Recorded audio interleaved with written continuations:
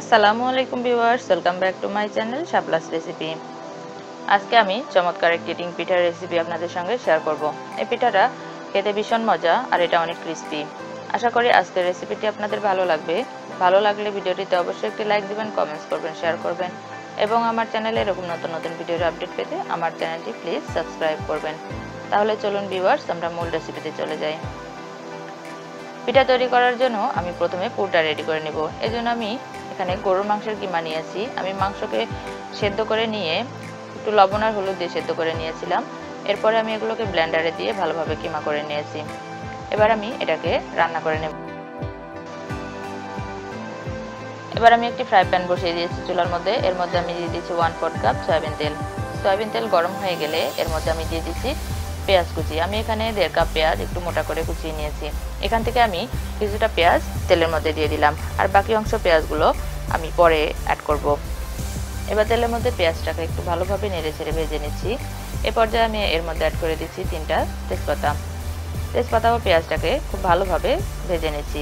এটা একটু colour change হয়ে গেলে বাকি মশলা আমি অ্যাড করব।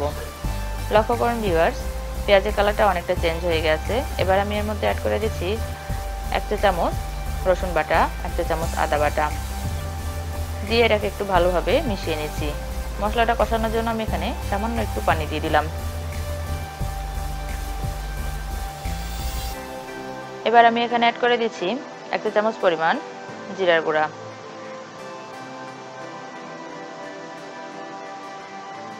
দিয়ে দিচ্ছি 1.5 চা চামচ লাল মরিচের গুঁড়া। ঝালটা আপনারা আপনাদের টেস্ট অনুযায়ী দিবেন।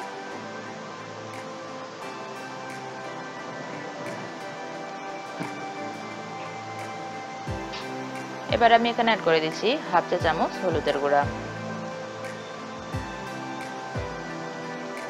দিয়ে দিচ্ছি 1 চা চামচ ধনিয়া গুঁড়া,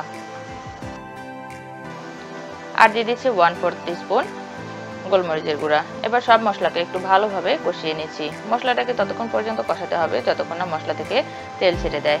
এবার আমি এখানে অ্যাড করে দিলাম স্বাদ মতো লবণ, দিয়ে মশলাটাকে ভালোভাবে কষিয়ে নিচ্ছি।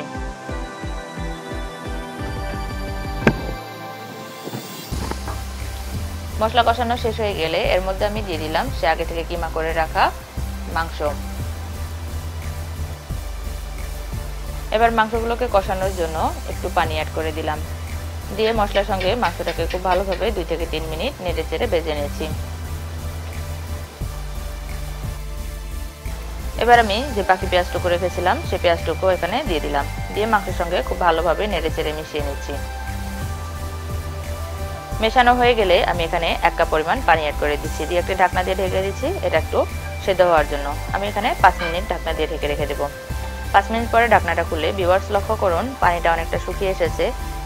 এবার আমি এর মধ্যে অ্যাড করে দিচ্ছি 1 চা চামচ গরম মশলা গুঁড়া। খুব ভালোভাবে নেড়ে চেড়ে মিশিয়ে নিচ্ছি, আর মাংসের ভিতরে যে তেজপাতাগুলো ছিল সেগুলোকে আমি উঠিয়ে ফেলে দিচ্ছি। ভিউয়ার্স, মাংসটাকে খুব ভালোভাবে নেড়ে চেড়ে পানিগুলো একদম শুকিয়ে ভাজা ভাজা করে ফেলতে হবে। আমার মাংসটা হয়ে গেছে, আমি চুলাটাকে অফ করে দিচ্ছি এবং এটাকে নামিয়ে নিচ্ছি। আমার মাংসের পুরটা একদম রেডি। এবার আমি পিঠা তৈরি করার জন্য ডো তৈরি করে নেব। ডো তৈরি করার জন্য আমি একটি মিক্সিং বোলের মধ্যে নিয়ে নিচ্ছি 1 কাপ পরিমাণ ময়দা, দিয়ে দিচ্ছি সামান্য একটু লবণ, আর দিয়ে দিচ্ছি 1 চা চামচ সয়াবিন তেল। এবার সব কিছুকে একটু হাত দিয়ে ভালোভাবে মেখে নিচ্ছি। এরপরে অল্প অল্প করে পানি অ্যাড করে আমি একটি সফট ডো তৈরি করে নিচ্ছি।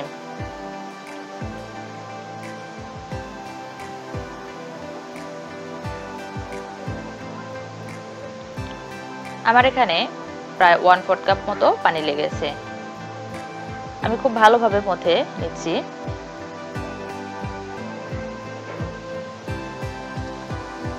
আমার ডোটা তৈরি হয়ে গেছে। এবার আমি এর মধ্যে আরও 1 টেবিল চামচ মতো সয়াবিন তেল দিয়ে আমি আবার একটু ভালোভাবে মথে নিচ্ছি। মথে নেওয়া হয়ে গেলে আমি এটাকে রেস্টে রেখে দিচ্ছি 10 মিনিটের জন্য। ফিরছি 10 মিনিট পর। 10 মিনিট পরে ভিউয়ার্স, আমার ডোটা আরও একটু সফট হয়ে গেছে। এবার আমি এই ডোটা থেকে ছোট ছোট করে এরকম লেচি কেটে নিচ্ছি।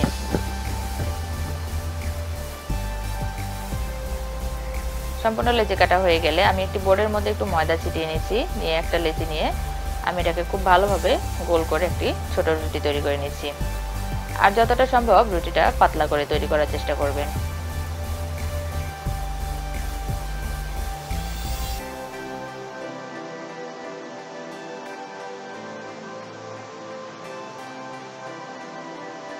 আমি একটি পাতলা রুটি তৈরি করে নিয়েছি। এবার আমি পিঠাটা তৈরি করে নিব। রুটির এক অংশের মধ্যে আমি একটু লম্বালম্বিভাবে পিঠার পুরটা দিয়ে দিচ্ছি। আপনারা ভিডিওটিতে দেখে নিশ্চয়ই বুঝতে পারছেন। এবার এই অংশের মধ্যে আমি একটু পানি লাগিয়ে নিলাম, নিয়ে এটাকে একটু মুড়িয়ে দিচ্ছি। মুড়িয়ে দেওয়া হয়ে গেলে এবার আমি চাকু দিয়ে যে বাকি অংশটুকু রয়েছে এর মধ্যে চিকন চিকন করে দাগ কেটে নিচ্ছি।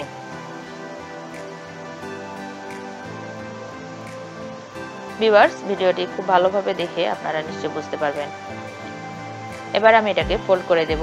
তার আগে আমি সেই মুড়ানো অংশের মধ্যে আবার একটু ভালোভাবে পানি লাগিয়ে নিলাম, নিয়ে এটাকে এক অংশের সঙ্গে আরেক অংশ জড়িয়ে দিলে বাস তৈরি হয়ে গেল মজাদার একটি রিং পিঠা।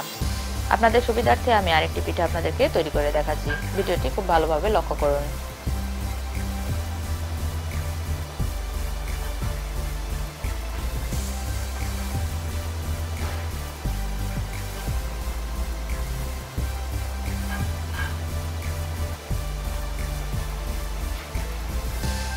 ভিউয়ার্স, তৈরি হয়ে গেল আমার আরেকটি রিং পিঠা। আমি এভাবে সবগুলো পিঠাকে তৈরি করে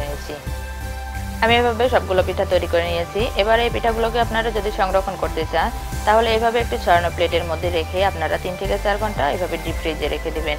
এরপরে পিঠাগুলো যখন একটু শক্ত হয়ে যাবে তখন এই পিঠাগুলোকে একটি এয়ারটাইট কন্টেনারে করে আপনারা ফ্রিজে সংরক্ষণ করতে পারেন 1 মাস পর্যন্ত।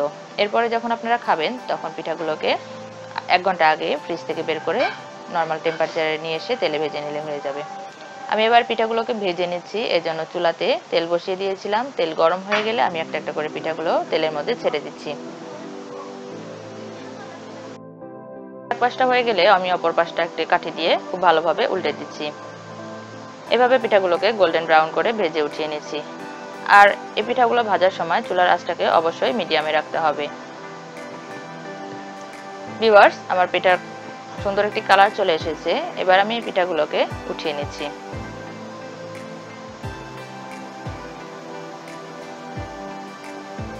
আমি এভাবেই সবগুলো পিঠা ভেজে নিচ্ছি। তৈরি হয়ে গেল আমার মজাদার রিং পিঠা। আমি এই পিঠাটা গরুর মাংস দিয়ে করেছি। আপনারা চাইলে এখানে মুরগির মাংস অথবা সবজি দিয়েও করতে পারেন। এই পিঠাটা খেতে কিন্তু ভীষণই মজা, আর এটা অনেক ক্রিস্পি, দেখে নিশ্চয়ই বুঝতেই পারছেন। আশা করি আজকের রেসিপিটা আপনাদের ভালো লেগেছে। আর এই রেসিপিটা আপনারা বাসায় অবশ্যই ট্রাই করবেন। ট্রাই করলে আমাকে জানাতে ভুলবেন না কমেন্টস করে কেমন হয়েছে। ভিডিওটি ভালো লাগলে লাইক, শেয়ার এবং কমেন্টস করবেন। এবং আমার চ্যানেলে এরকম নতুন নতুন ভিডিওর আপডেট পেতে আমার চ্যানেলটি প্লিজ সাবস্ক্রাইব করবেন। তাহলে আজ আর কথা না বাড়িয়ে এখানেই বিদায় নিচ্ছি। আমার জন্য সবাই দোয়া করবেন। আল্লাহ হাফেজ।